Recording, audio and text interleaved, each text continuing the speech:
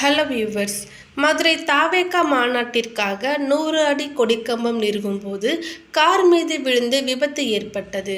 நல்வாய்ப்பாக காரில் யாரும் இல்லாததால் உயிர் சேதம் தவிர்க்கப்பட்டது. இதனைத் தொடர்ந்து உடனடியாக கொடிக்கம்பத்தை சுற்றி பவுன்சர்கள் நிற்க வைக்கப்பட்டதோடு பாதுகாப்பு பணிகளும் பலப்படுத்தப்பட்டுள்ளன. தமிழக வெற்றிக் கழகத்தின் 2வது மாநில மாநாடு மதுரை அருகே பாரபத்தியில் இன்றைய தினம் நடக்கவிருக்கிறது. இதற்கான ஏற்பாடுகளை தாவேக நிர்வாகிகள் தீவிரமாக மேற்கொண்டு வருகின்றனர். சுமார் 500 ஏக்கரில் மாநாட்டு திடல் தயார் நிலையில் இருக்கிறது.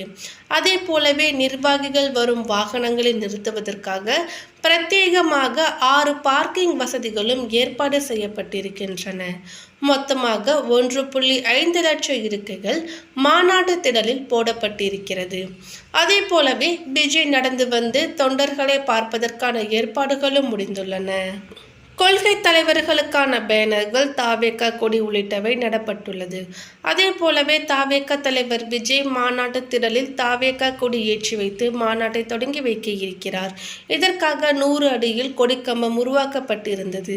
இந்த நிலையில் மாநாட்டின் முன்பகுதியில் கிரேன் மூலமாக கொடிக்கம்பத்தை நடும் பணிகள் செய்யப்பட்டு வந்தன.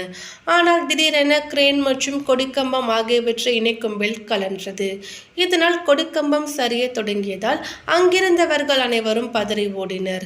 தொடர்ந்து கொடிக்கம்பம் சாய்ந்து அங்கு நின்றிருந்த தாவேக நிர்வாகி ஒருவரின் கார் மீது விழுந்தது. இனோவா கார் மீது விழுந்ததில் அதன் மேல் பாகம் மொத்தமாக நொறுங்கியது. இந்த கொடிக்கம்பத்தின் எடை மட்டும் 10 டன் ஆகும். விஜய் கொடியேற்றவிருந்த கொடிக்கம்பம் சரிந்து விழுந்தது அந்த கட்சி நிர்வாகிகளிடையே சோகத்தை ஏற்படுத்தி இருக்கிறது. அதே போலவே கொடிக்கம்பம் விழுந்ததில் நல்வாய்ப்பாக யாருக்கும் எந்த காயமும் ஏற்படவில்லை.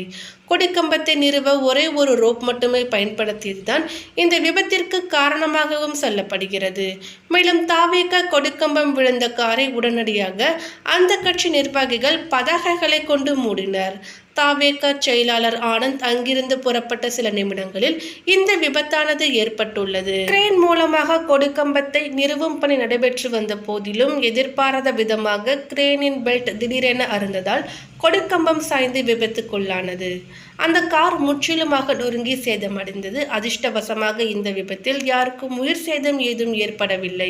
இருப்பினும் இந்த எதிர்பாராத விபத்தால் மாநாட்டு திடலில் பெரும் பரபரப்பு ஏற்பட்டுள்ளது. மேலும் மாநாட்டு ஏற்பாட்டாளர்கள் மற்றும் உள்ளூர் காவல்துறையினர் உடனடியாக சம்பவ இடத்திற்கு விரைந்து நிலைமையை கட்டுக்குள் கொண்டு வந்தனர். இந்த விபத்து மாநாட்டு பணிகளில் தற்காலிக பாதிப்பை ஏற்படுத்தி இருந்தாலும் மாநாட்டு ஏற்பாடுகள் தொடர்ந்து விறுவிறுப்பாக நடைபெற்று வருவதாக தாவேக நிர்வாகிகள் தெரிவித்துள்ளனர். இந்த சம்பவம் மதுரை மக்களிடையே பரவலான கவனத்தையும் ஈர்த்துள்ளது.